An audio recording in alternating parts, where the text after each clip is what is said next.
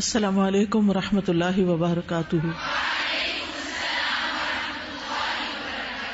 اہلا وسہلا ومرحبا. میں سب آنے والوں کو خوش آمدید کہتی ہوں. اللہ سبحانہ وتعالی سے دعا ہے کہ وہ ہمارے یہاں اس بیٹھنے کو بھی عبادت شمار کرے, ہمیں علم نافع عطا فرمائے جو ہمارے لیے عین عبادت بن جائے. اللہ تعالی ہمیں اس علم پر عمل کرنے کی توفیق عطا فرمائے, اس علم کو دوسروں تک پہنچانے کی توفیق عطا فرمائے, اور یہ تمام ہمارے لیے عبادت بن جائیں. ذالک فضل اللہ یؤتیہ من یشاء واللہ ذو الفضل العظیم. یہ اللہ کا فضل ہے, جس کو چاہتا ہے عطا کرتا ہے. تو یہ اللہ کا فضل ہے آپ پر کہ اللہ نے آپ کو توفیق دی کہ آج آپ اس وقت یہاں موجود ہیں, اور انشاءاللہ رمضان سے متعلق کچھ معلومات کا تبادلہ ہوگا, اور رمضان سے متعلق معلومات کو ہم جانیں گے اور اپنے ایمان کو تازہ کریں گے تاکہ پورے شعور کے ساتھ ہم رمضان میں داخل ہو سکے. تو انشاءاللہ شروع کرتے ہیں. نحمده ونصلي على رسوله الكريم, اما بعد فاعوذ بالله من الشيطان الرجيم. بسم الله الرحمن الرحيم. رب اشرح لي صدري ويسر لي امري واحلل عقدة من لساني يفقهوا قولي.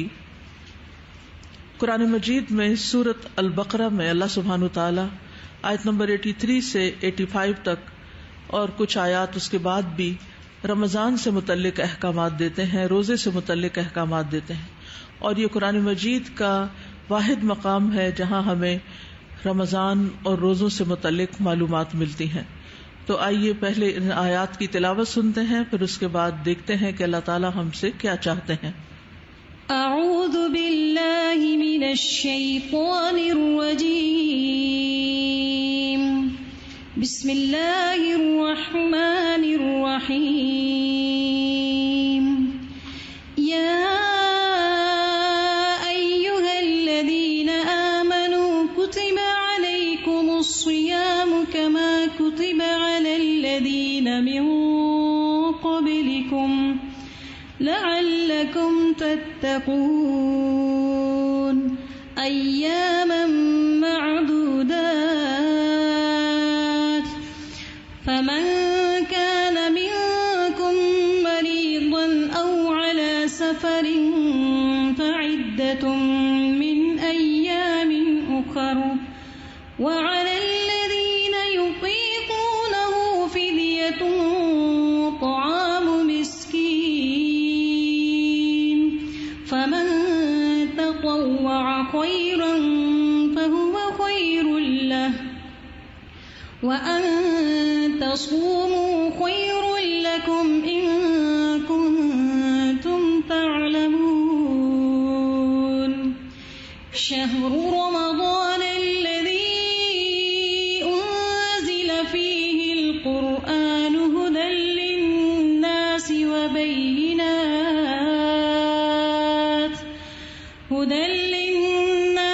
وبينات من الهدى والفرقان فمن شهد منكم الشهر فليصمه ومن كان مريضا أو على سفر فعدة من أيام أخر يريد الله بكم اليسر ولا يريد بكم العسر ولتكملوا العدة ولتكبروا الله على ما هداكم ولعلكم تشكرون. جزاک اللہ. اے لوگو جو ایمان لائے ہو, تم پر روزہ رکھنا فرض کیا گیا جس طرح تم سے پہلے لوگوں پر فرض کیا گیا تھا تاکہ تم متقی بن جاؤ. گنتی کے چند دن ہیں, پھر جو کوئی تم میں سے بیمار ہو یا سفر پر ہو تو دوسرے دنوں سے تعداد پوری کر لے, اور جو لوگ اس کی طاقت نہ رکھتے ہوں وہ ایک مسکین کا کھانا فدیہ دے دیں, اور جو کوئی خوشی سے نیکی کرے تو وہ اس کے لیے بہتر ہے. اور یہ کہ تم روزہ رکھو تمہارے حق میں بہتر ہے اگر تم علم رکھتے ہو. رمضان کا مہینہ وہ ہے جس میں قرآن نازل کیا گیا, ہدایت ہے لوگوں کے لیے, اور ہدایت اور حق کو باطل میں فرق کرنے والے روشن دلائل ہیں. تو جو کوئی تم میں سے اس مہینے کو پائے اسے چاہیے کہ اس کے روزے رکھے، اور جو بیمار ہو یا سفر میں ہو تو دوسرے دنوں سے تعداد پوری کر لے. اللہ تمہارے ساتھ آسانی چاہتا ہے اور وہ تمہارے ساتھ تنگی کا ارادہ نہیں رکھتا. اور تاکہ تم تعداد پوری کرو اور تاکہ تم اللہ کی بڑائی بیان کرو اس پر کہ اس نے تمہیں ہدایت بخشی، اور تاکہ تم شکر ادا کرو. خطاب ہے ایمان والوں سے، یا ایھا الذین آمنوا، خطاب ہے ہم سے، کیونکہ اللہ نے ہم پر احسان کیا اور ہمیں ایمان کی دولت نصیب کی. اب ایمان والے اللہ کی بات توجہ سے سنیں اور اس کو اپنے پاس نوٹ بھی کر لیں. صرف کانوں سے سنے ہی نہیں، یاد دہانی کے لیے لکھ بھی لیں. تو یا ایھا الذین آمنوا، اے وہ لوگو جو ایمان لا چکے ہو، کتب علیکم الصیام، تم پر روزے رکھنا فرض کر دیا گیا. روزے کی فرضیت اللہ کا حکم ہے اور دراصل اللہ سبحانہ وتعالی کا احسان ہے. اللہ سبحانہ وتعالی اپنے بندوں پر احسان فرماتے ہوئے ان پہ روزے فرض کر رہا ہے. کما کتب علی الذین من قبلکم، جیسا کہ تم سے پہلے لوگوں پر فرض کیے گئے تھے، پچھلی امتوں پر. کیوں فرض کیے گئے؟ لعلکم تتقون، تاکہ تم متقی بن جاؤ، پرہیزگار بن جاؤ، نیک بن جاؤ، تمہارے اندر ایک اچھی تبدیلی پیدا ہو جائے. تو یہ اللہ سبحانہ تعالیٰ کا احسان ہے کہ اس نے ہمیں ایک ایسی ٹریننگ سے گزارنے کا ارادہ فرمایا، ایک ایسی تربیت اور ایسی چیز سے کہ جس سے ہمارے اندر تقویٰ پیدا ہو سکتا ہو. اس لیے ہمیں رمضان کو یا روزوں کو اپنے لیے بوجھ نہیں سمجھنا چاہیے، بلکہ اس کو اللہ کا احسان سمجھنا چاہیے. کیونکہ روزے کی حالت میں ایسے احکامات دیے گئے ہیں جو ہماری بھلائی کے ہیں، جس میں ہمارا ہی فائدہ ہے. اور رمضان میں جب نیکیوں کا اجر کئی گنا بڑھ جاتا ہے اور ہر طرح کی نیکیاں اس میں جمع ہو جاتی ہیں، تو اس میں ایک دوڑ لگ جاتی ہے نیکیوں کی طرف. فاستبقوا الخیرات پر عمل کرنے کا موقع ملتا ہے. اور پھر یہ کوئی مشکل کام نہیں اور یہ کوئی ایسی ذمہ داری نہیں جو صرف تم پر ڈالی گئی ہو، بلکہ تم سے پہلے لوگوں پر بھی ڈالی گئی تھی. جب انسان دیکھتا ہے کہ اور لوگ بھی یہ کر رہے ہیں تو اس کے لیے وہ کام کرنا آسان ہو جاتا ہے. روزہ ایک عبادت ہے اور اللہ سبحانہ تعالیٰ کی یہ بہت بڑی حکمت ہے کہ اس نے عبادات کو کئی اقسام میں تقسیم کیا ہے. کچھ صرف مالی عبادات ہیں، کچھ صرف بدنی عبادات ہیں، اور کچھ دونوں پر مشتمل ہیں، یعنی بدنی اور مالی دونوں ہی. کچھ عبادات ایسی ہیں جن میں صرف رک جانا ہوتا ہے، ایک آزمائش ہوتی ہے، امتحان ہوتا ہے جس میں اپنے آپ کو روکنا ہوتا ہے. کچھ عبادات ایسی ہوتی ہیں کہ جن میں انسان کو کچھ دینا ہوتا ہے. کچھ لوگوں کے لیے مال دینا آسان ہوتا ہے، لیکن اپنے آپ کو کھانے سے روکنا مشکل ہوتا ہے. یعنی کچھ لوگوں کے لیے اپنی پسندیدہ چیز قربان کرنا آسان ہے، لیکن پسندیدہ چیز سے خود رکنا مشکل ہے. یعنی لوگوں کی بھی مختلف اقسام ہیں، ان کے مزاج ہیں، اور اسی طرح پھر اللہ سبحانہ تعالیٰ نے عبادات میں بھی ورائٹی رکھی ہے. تو روزے سے مراد پسندیدہ کام سے رک جانا ہے، جو بعض اوقات پسندیدہ چیز خرچ کرنے سے زیادہ مشکل کام ہے. انسان کے لیے پسندیدہ کاموں میں سے ایک پسندیدہ کام کھانا پینا ہے. یعنی کھانے پینے کی دعوت کسی وقت بھی دے دی جائے تو انسان خوش ہی ہو جاتا ہے، اور کھانے پینے سے اگر کوئی روک دے کہ یہ نہ کھاؤ تو ہم اداس ہو جاتے ہیں، بلکہ کبھی کبھی ناراض بھی ہو جاتے ہیں کہ ہمیں کھانے پینے سے کیوں روک رہے ہیں. اور خاص طور پر جن لوگوں کو دن بھر کچھ نہ کچھ کھاتے رہنے کی عادت ہوتی ہے، کچھ نہ کچھ چبانے کی عادت ہوتی ہے، ان کے لیے روزہ ایک اچھی خاصی آزمائش بن جاتا ہے. لیکن اللہ کی محبت میں اور اللہ کا احسان سمجھتے ہوئے آسان بھی ہو جاتا ہے. تو روزے کا لفظی اور شرعی معنی کیا ہے؟ لفظی معنی تو ہے رک جانا. الصیام کا معنی ہوتا ہے رک جانا، سٹاپ کر دینا. اور شریعت میں طلوع فجر سے غروب شمس تک روزہ توڑنے والی چیزوں کو چھوڑ کر اللہ کی اطاعت بجا لانے کا نام روزہ ہے، یعنی اللہ کی اطاعت کرنے کا نام. اگر اللہ کی اطاعت اور عبادت کی نیت سے کھانا پینا نہ چھوڑا جائے تو پھر وہ عبادت نہیں بنتا. یہاں یہ بھی یاد رکھیے کہ روزہ ایک فرض عبادت ہے، اس کو ہم اپنی خوشی اپنی مرضی سے چھوڑ نہیں سکتے. ابو ذر رضی اللہ عنہ سے مروی ہے کہ انہوں نے پوچھا، اے اللہ کے رسول روزہ کیا ہے؟ آپ نے فرمایا یہ ایسا فرض ہے جو کفایت کرنے والا ہے، یعنی بہت سی چیزوں میں کافی ہو جانے والا ہے، یعنی اس کے بہت سے فائدے ہیں. اسلام کی بنیاد ہے. رسول اللہ صلی اللہ علیہ وسلم نے فرمایا، بنی الاسلام علی خمس شہادت اللہ الہ الا اللہ وان محمد رسول اللہ واقام الصلاۃ وایتاء الزکاۃ وحج البیت وصوم رمضان. رسول اللہ صلی اللہ علیہ وسلم نے فرمایا اسلام کی بنیاد 5 چیزوں پر قائم کی گئی ہے. جیسے اس ہال میں آپ دیکھ رہے ہیں کہ اس کی چھت 6 ستونوں پر قائم ہے. تو اسلام کی بنیاد 5 چیزوں پر ہے، 5 ستون ہیں اس کے. اگر اس میں سے ایک بھی گرا دیا جائے تو وہ چھت باقی نہیں رہتی، وہ ناقص ہو جاتی. تو اس لیے ان سب کا اہتمام کرنا ضروری ہے. سب سے پہلے گواہی دینا کہ اللہ کے سوا کوئی معبود نہیں اور یقیناً محمد صلی اللہ علیہ وسلم اللہ کے رسول ہیں. نمبر 2 نماز قائم کرنا. نمبر 3 زکوٰۃ ادا کرنا اگر صاحب مال ہو انسان. نمبر 4 بیت اللہ کا حج کرنا اگر استطاعت ہو. اور نمبر 5 رمضان کے روزے رکھنا. تو یا ایھا الذین آمنوا کتب علیکم الصیام، روزہ تم پر فرض کیا گیا. کما کتب علی الذین من قبلکم، جیسا کہ تم سے پہلے لوگوں پر فرض کیا گیا تھا. پہلی امتوں پر بھی مختلف عبادات فرض ہوئی اور ان میں سے روزہ بھی تھا. اور اس میں ہم دیکھتے ہیں مسند احمد کی ایک روایت ہے، نبی صلی اللہ علیہ وسلم نے فرمایا کہ یحییٰ علیہ السلام نے بیت المقدس میں بنی اسرائیل کو جمع کیا، حتیٰ کہ جب مسجد بھر گئی تو وہ ایک ٹیلے پر بیٹھ گئے. اسی سے اسٹیج پر بیٹھ کے یا ممبر پر بیٹھ کر خطبہ دینا جو ہے وہ بھی مستحب ہے، تاکہ لوگ بولنے والے کو دیکھ سکیں اور توجہ سے بات سن سکیں. پھر اللہ کی حمد و ثنا بیان کی.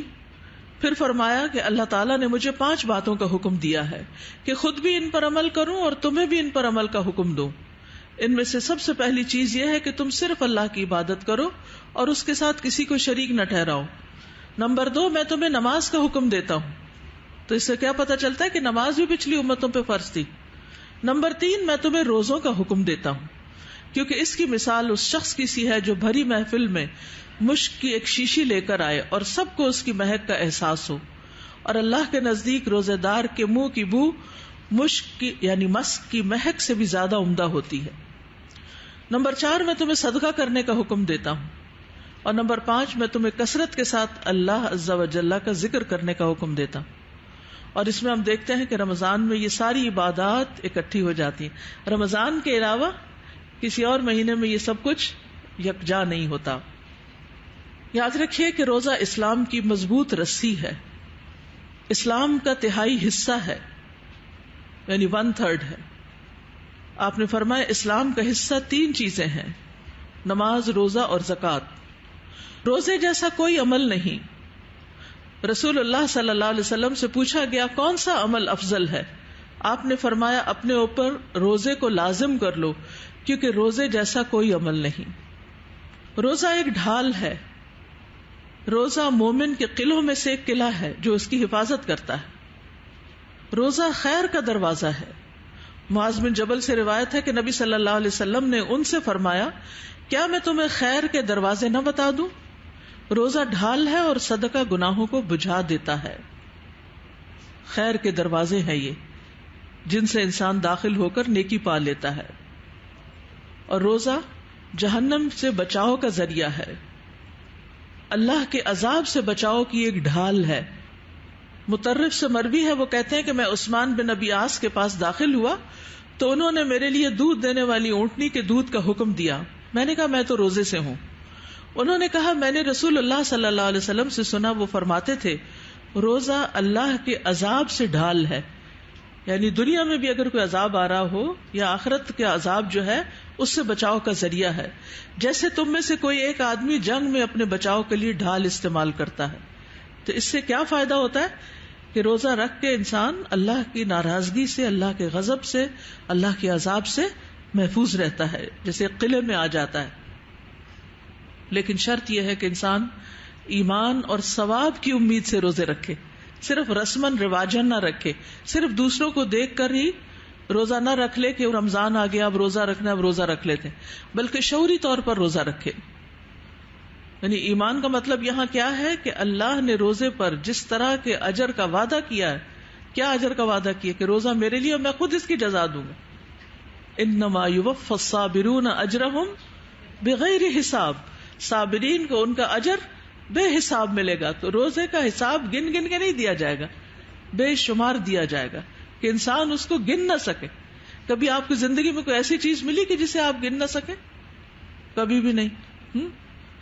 یا تول لیتے ہیں، ناپ لیتے ہیں، دیکھ لیتے ہیں، سائز پتہ چل جاتا ہے، لیکن کبھی ایسی نہیں کہ جو اتنی ہو کہ انسان تھک جائے کہ بہت ہے، میں اس سے زیادہ گن بھی نہیں سکتا. کبھی اتنے پیسے ملے ہوں یا جیولری یا کوئی چیز، کبھی بھی نہیں. تو اللہ کے ہاں روزے کی جزا یہ ہے کہ آپ کو اتنا ملے گا کہ آپ حساب شماری نہیں کر سکتے. اس کا اجر اللہ نے اپنے ذمے رکھا ہے. ابو ہریرہ کہتے ہیں کہ رسول اللہ صلی اللہ علیہ وسلم نے فرمایا اللہ تعالیٰ فرماتا ہے کہ ابن آدم کا ہر نیک عمل خود اسی کے لیے ہے، مگر روزہ خاص میرے لیے ہے اور میں ہی اس کا بدلہ دوں گا. اس ذات کی قسم جس کے ہاتھ میں محمد صلی اللہ علیہ وسلم کی جان ہے، روزہ دار کے منہ کی بو اللہ کے نزدیک مشک کی خوشبو سے بھی بہتر ہے. روزہ دار کے لیے 2 خوشیاں ہیں جن سے وہ خوش ہوتا ہے. ایک خوشی کب ملتی ہے؟ افطار کے وقت، تو اس وقت وہ خوش ہوتا ہے. اور دوسرے جب وہ اللہ سے ملاقات کرے گا تو اپنے روزے کا ثواب پا کے خوش ہو جائے گا، یعنی اتنا زیادہ مل جائے گا اس کو. تو اس سے کیا پتہ چلتا ہے کہ ایمان اور احتساب، یعنی اللہ نے جس چیز کا وعدہ کیا کہ بے حساب دوں گا، اس کا یقین رکھتے ہوئے روزہ رکھنا کہ اجر عظیم ملے گا. اور ویسے بھی یہ رب اور بندے کے درمیان ایک راز ہوتا ہے، یعنی باقی نیکیاں جو ہیں وہ دوسروں پہ کھل جاتی ہیں، لیکن روزہ تو آپ اکیلے ہوں، کوئی بھی نہ دیکھ رہا ہو، آپ کچھ کھا لیں تو کون آپ کو کہے گا کہ آپ کا روزہ نہیں، لیکن اللہ تو دیکھتا ہے. تو اسی وجہ سے انسان کے اندر تقویٰ آتا ہے. تقویٰ کا مطلب ہوتا ہے بچنا، کہ انسان اللہ کے ڈر سے گناہوں سے بچے اور اللہ کی اطاعت اللہ کی خاطر کرے. پھر اگر کوئی شخص روزے کی حالت میں فوت ہو جائے تو وہ جنت میں داخل ہوگا. روزہ قبر میں بھی مومن کی حفاظت کرے گا.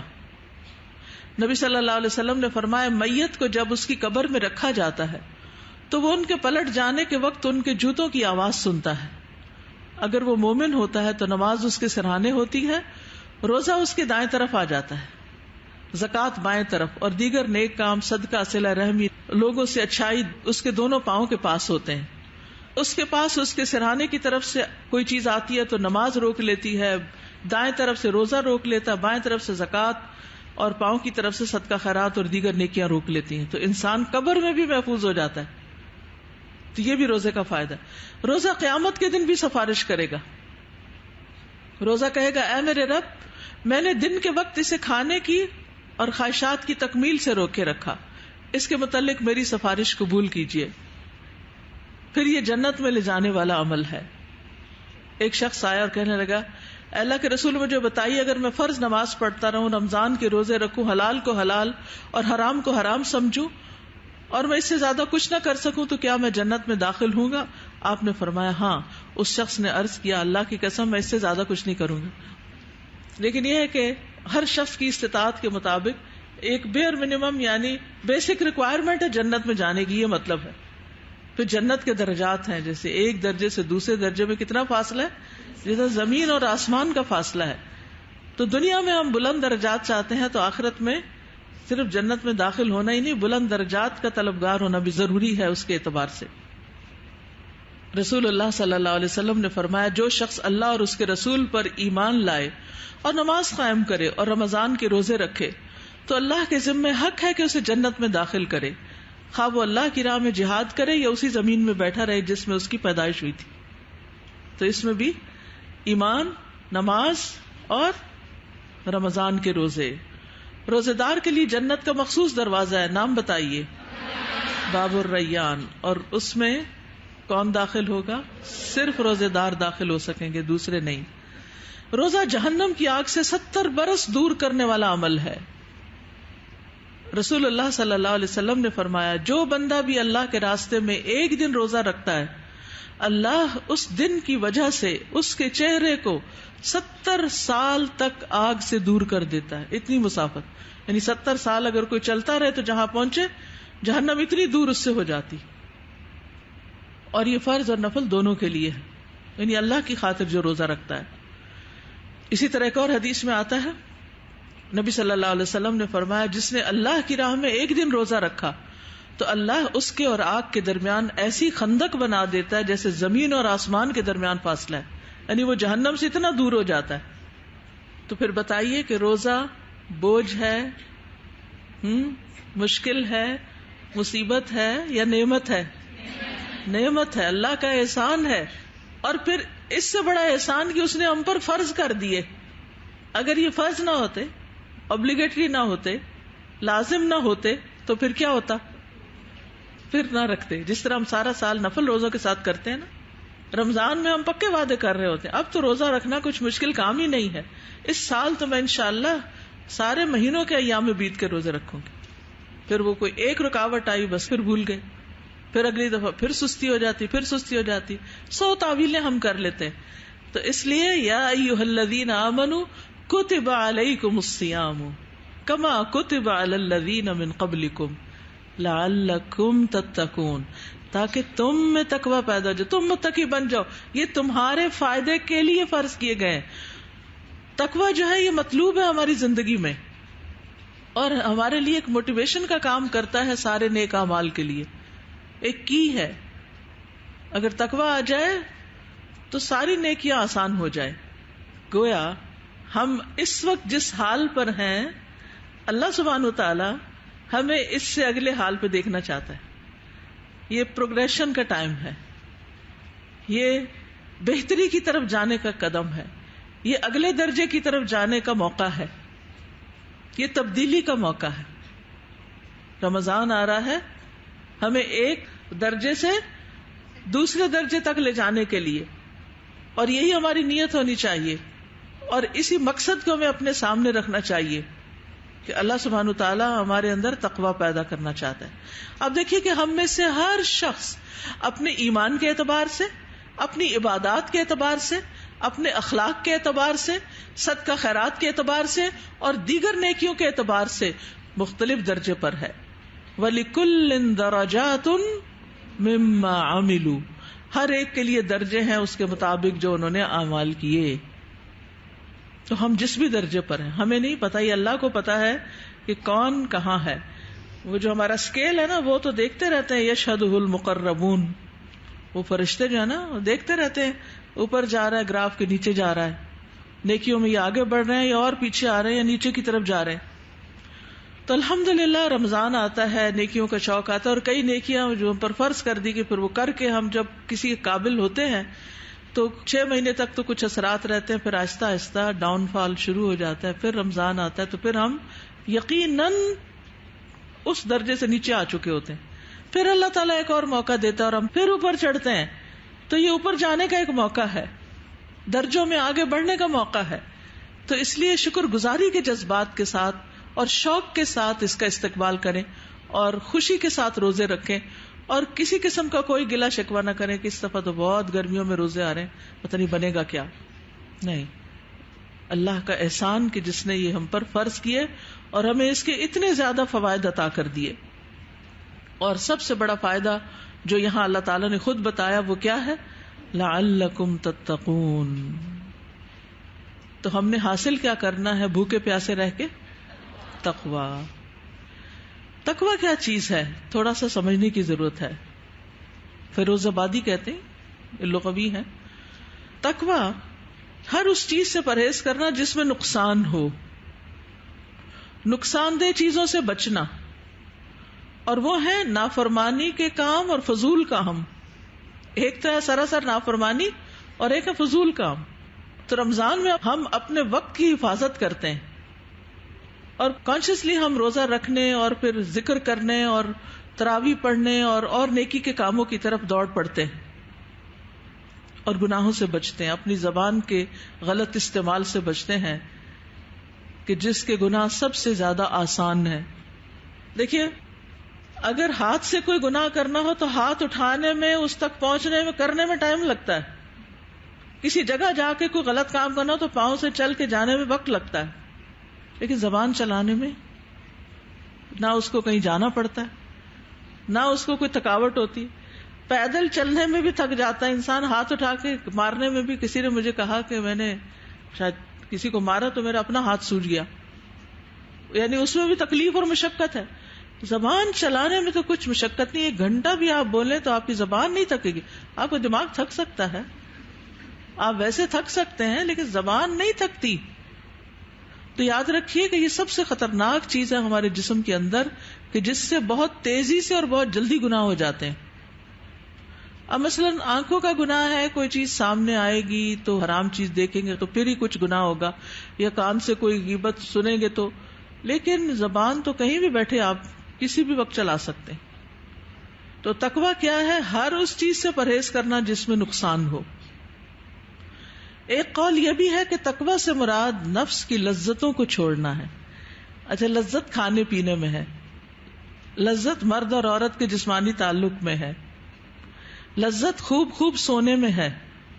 تو رمضان کے دنوں اور راتوں میں جب انسان ڈسپلن میں آ جاتا ہے تو گویا لذتوں کو چھوڑتا ہے, اور پھر جھوٹ, فریب, غیبت, چغلی, ان چیزوں میں بھی نفس بڑا لذت پاتا ہے.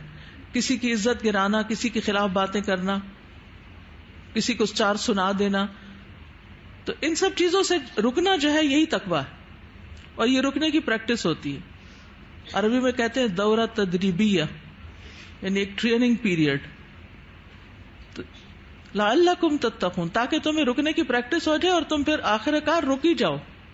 تو ہر رمضان میں ترقی کرتے کرتے آخر انسان کسی مرحلے یا مقام پر پہنچ ہی جاتا ہے. جرجانی کہتے ہیں کہ اطاعت میں تقویٰ سے مراد اخلاص ہے. یعنی عبادت جو ہوتی ہے نا, یا اطاعت جو ہوتی ہے, وہ 2 طرح سے ہوتی ہے. ایک انسان کے اندر کی کیفیت کاؤنٹ کرتی ہے, اور دوسرے باہر کا طریقہ. اندر اخلاص ہونا چاہیے اور باہر سنت کے مطابق کام ہونا چاہیے. تو کہتے ہیں اطاعت میں تقویٰ سے مراد اخلاص ہے. لعلکم تتقون, یعنی تاکہ تمہارے اندر اخلاص پیدا ہو جائے کہ اللہ کے لیے سارے کام کرو. تو روزہ کیا کرتا ہے؟ روزے میں انسان صرف اللہ سے ڈر کے ہی تو کھانا پینا چھوڑتا ہے. تو پریکٹس ہو جاتی ہے نا کہ نہیں, اللہ دیکھ رہا ہے. تو جس طرح رمضان میں یا روزے میں آپ اللہ کے ڈر سے کچھ کھاتے نہیں ہیں, اسی طرح رمضان میں اور رمضان کے بعد اللہ کے ڈر سے باقی گناہ بھی نہیں کرتے, وہ بھی چھوڑ دیتے ہیں اور اللہ کی اطاعت کے کام کرتے ہیں. تو اطاعت میں تقویٰ سے مراد اخلاص ہے, اور نافرمانی میں تقویٰ سے مراد چھوڑ دینا اور بچنا ہے, یعنی اللہ کی نافرمانی کے کام چھوڑ دینا ہے. تو متقی کون ہوتے ہیں؟ وہ لوگ جو گناہوں سے بچتے ہیں اور فرائض کی ادائیگی کر کے اپنے آپ کو عذاب سے بچاتے ہیں. گناہوں سے بچتے ہیں اور الٹیمیٹلی عذاب سے بچتے ہیں. تو روزے کی علت یہاں بیان کر دی گئی, اور یہ ایک حقیقت ہے کہ زندگی کی بنیاد یا تقویٰ پر ہوگی یا نہیں ہوگی. ٹھیک ہے, یعنی ہم اپنی زندگی میں جو کچھ بھی کر رہے ہیں, تو جو بظاہر باہر کام نظر آ رہے ہیں, جیسے نماز آپ پڑھ رہے ہیں تو یہ نظر آ رہا ہے کام, لیکن کیوں پڑھ رہے ہیں, بنیاد کیا ہے, اندر نیت کیا ہے, یہ کسی کو نظر نہیں آ رہا. اسی طرح کسی کو صدقہ خیرات دیتے, کسی کے کام آتے, کسی کی مدد کرتے ہیں, گھر والوں کے کام کرتے ہیں, کچھ اور کرتے ہیں, یہ ساری ظاہری چیزیں ہیں. ان کی بنیاد یا تقویٰ پر ہے یا نہیں ہے.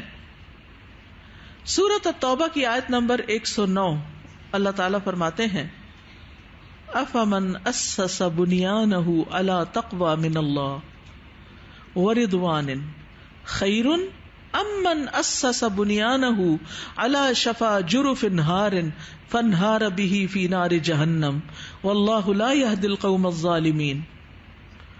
تو کیا وہ شخص جس نے اپنی عمارت کی بنیاد یعنی زندگی کی عمارت اپنے اعمال کی بنیاد اللہ کے تقوی اور اس کی رضامندی پر رکھی وہ بہتر ہے یا وہ جس نے اپنی عمارت کی بنیاد کھوکھلے گڑھے کے کنارے پر رکھی؟ یعنی کوئی نیت ہی نہیں، کوئی مقصد ہی نہیں، کیوں کر رہے ہیں؟ بے روح، اس لیے کہ لوگ کر رہے ہیں، ہم بھی کر رہے ہیں، اور اس میں ریاکاری بھی آ گئی، اس میں غلطیاں بھی آ گئی، کیونکہ شعوری طور پہ تو رکھا نہیں، فکر مندی سے تو رکھا نہیں، جانا ہی نہیں کیا اس میں کرنا کیا نہیں، کن چیزوں کا روزے میں اللہ نے حکم دیا، کن چیزوں سے روکا ہے۔ تو جس نے اپنی عمارت کی بنیاد کھوکھلے گڑھے کے کنارے پر رکھی جو گرنے والا تھا، بس وہ اسے لے کر جہنم کی آگ میں گر گیا، اور اللہ ظالم لوگوں کو ہدایت نہیں دیتا۔ یہاں مومن اور منافق کا فرق بھی ہے۔ مومن اپنے اعمال کی بنیاد کس پہ رکھتا ہے؟ ایمان اور تقوی پہ، اور منافق نیت اور اخلاص اور ایمان کے بغیر عمل کرتا ہے۔ تو نتیجہ کیا ہوتا ہے؟ اس کے اعمال کی کوئی کوالٹی نہیں ہوتی، اس کے اعمال میں کوئی خوبصورتی نہیں ہوتی، اس کے اعمال میں دو چیزیں نہیں ہوتی، اللہ کا تقوی اور اللہ کی رضامندی کی خواہش۔ تو ہم سب کو بھی یہاں رک کے سوچنا چاہیے کہ ہم نے اپنی زندگی میں اپنے اعمال کی بنیاد کس چیز پر رکھی ہوئی ہے، اس میں اخلاص ہے یا نہیں، وہ اللہ کے لیے ہے یا نہیں، اس سے مراد اللہ کی رضامندی ہے یا نہیں۔ مسند احمد کی روایت میں آتا ہے، رسول اللہ صلی اللہ علیہ وسلم سے ابو سعید خدری نے کہا کہ مجھے کوئی وصیت فرما دیجیے، تو آپ نے فرمایا میں تمہیں اللہ کے تقوی کی وصیت کرتا ہوں، وہ ہر چیز کی بنیاد ہے۔ تقوی کیا ہے؟ بنیاد ہے ہر چیز کی۔ تو لعلکم تتقون سے فائدہ کیا ہوگا؟ ہمارے اعمال کی بنیادیں اچھی ہو جائیں گی، مضبوط ہو جائیں گی۔ جس درخت کی جڑیں مضبوط ہوں اور جن اعمال کی بنیادیں مضبوط ہوں، وہ اعمال کیسے ہوتے ہیں؟ وہ درخت کیسا ہوتا ہے جس کی جڑ مضبوط ہو، اور وہ درخت کیسا ہوتا ہے جو اندر سے کھوکھلا ہو؟ وہ کسی وقت بھی گر سکتا ہے۔ وہ عمارت جس کی بنیاد کمزور ہے وہ کسی وقت بھی گر سکتی ہے۔ تو اسی لیے کچھ لوگ بعض اوقات دوسروں سے متاثر ہو کے کسی انوائرمنٹ میں جا کے کچھ اچھے اچھے کام کر لیتے، جو ہی وہ وہاں سے نکلتے ہیں جب دوسرے ماحول میں جاتے ہیں تو ویسے ہو جاتے ہیں۔ وجہ کیا ہوئی؟ دوسرے ماحول کا اتنی جلدی رنگ کیوں چڑھ گیا؟ کیونکہ بنیاد درست نہیں تھی۔ تو جتنا زیادہ تقویٰ ہوگا اتنا ہی اللہ کی نظر میں مقام بھی زیادہ ہوگا۔ نبی صلی اللہ علیہ وسلم سے پوچھا گیا کہ سب سے معزز کون ہے؟ آپ نے فرمایا لوگوں میں سب سے زیادہ معزز وہ ہے جو سب سے زیادہ تقویٰ والا ہے، یعنی تقویٰ ہی عزت کی بنیاد بھی ہے۔ ان اکرمکم عند اللہ اتقاکم۔ روزہ تقویٰ کیسے پیدا کرتا ہے؟ روزے میں کیا کرنا ہوتا ہے؟ بچنا ہوتا ہے۔ کس چیز سے؟ کھانے پینے سے، جماع وغیرہ سے، ٹھیک ہے۔ تو تقویٰ میں بھی کیا کرنا ہوتا ہے؟ بچنا ہوتا ہے۔ روزے میں حلال چیزوں سے بچنا ہوتا ہے، اور عام زندگی میں حرام چیزوں سے بچنا ہوتا ہے۔ یعنی حرام سے کون بچ سکتا ہے؟ جو اللہ کے حکم سے حلال سے بچنا جانتا ہے۔ اور یہ وقتی طور پر اللہ تعالیٰ سال کے 11 مہینوں کے بعد ایک مہینے میں یہ پریکٹس ہمیں کرواتے ہیں۔ پھر یہ کہ روزے کی حالت میں ہر وقت اللہ کی نگرانی کا احساس ہوتا ہے کہ اللہ دیکھ رہا ہے، اور یہ تقویٰ کی بنیاد ہوتا ہے۔ انسان اپنی خواہش پوری کر سکتا ہے لیکن اس لیے بچتا ہے کہ اللہ دیکھ رہا ہے۔ تیسری چیز یہ ہے کہ روزے کی حالت میں گناہ کم ہوتے ہیں، obviously ہم سارا دن ایک عبادت کی حالت میں ہوتے ہیں، تو اس سے تقویٰ اسٹرینتھن ہوتا ہے۔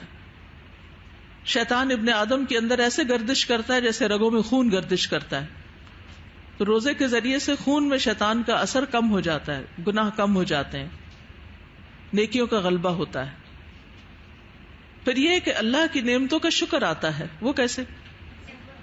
شکر سے بھی تقویٰ ریلیٹ کرتا ہے نا۔ جب ہم اپنے اوپر روک لگاتے ہیں تو جن کے پاس ہے نہیں ان کی تکلیفوں اور ضروریات کا احساس ہوتا ہے۔ پھر روزے کے کچھ فائدے بھی ہیں۔ اللہ کے نعمتوں کے شکر کا ذریعہ ہے، اور ان نعمتوں میں سے ایک قرآن ہے۔ روزے کی حالت میں انسان سیلف ڈسپلن اور سیلف کنٹرول کی پریکٹس کرتا ہے، اور زندگی میں کامیابی کے لیے بہت بڑی خوبی ہوتی ہے۔ یعنی کسی بھی انسان کو کامیاب ہونے کے لیے صبر اور سیلف کنٹرول کی ضرورت ہوتی ہے۔ تیسری چیز یہ کہ روزے سے شہوت ختم ہوتی ہے یا کمزور پڑ جاتی ہے، جو انسان کو بعض اوقات حرام کاموں میں ملوث کر دیتی ہے۔ پھر روزے سے جسمانی صحت بھی اچھی ہوتی. روزہ ڈیٹاکس کرتا ہے، جسم میں فالتو مادے جو ہیں ان کو جلاتا ہے. پھر شیطان کی گندگی یا سینے کے کینے کو دور کرنے کا ذریعہ بھی ہے، یعنی دل کی حالت بھی اچھی ہوتی ہے، دل میں سکون آتا ہے، اور دل کے اندر جو بغض اور گرج اور نفرتیں اور دوسروں کے لیے انتقام کی کیفیت وہ بھی ٹھنڈی پڑتی ہے. ابو ذر کہتے ہیں کہ میں نے رسول اللہ صلی اللہ علیہ وسلم کو فرماتے ہوئے سنا کہ صبر کے مہینے کے روزے اور ہر مہینے کے 3 روزے رکھنا ایسا ہی ہے جیسے ہمیشہ روزے رکھنا. اس سے سینے کا کینہ دور ہو جاتا ہے. اور آج آپ دیکھیں کہ بہت سے لوگ دل کی بیماریوں کا شکار ہیں، فزیکلی بھی اور ویسے بھی، یعنی حسد، بغض، نفرت اور ڈپریشن، اور یہ بہت ساری بیماریاں ایسی ہیں جن کو نفسیاتی بیماریاں کہا جاتا ہے. تو روزہ ان کا علاج بھی ہے.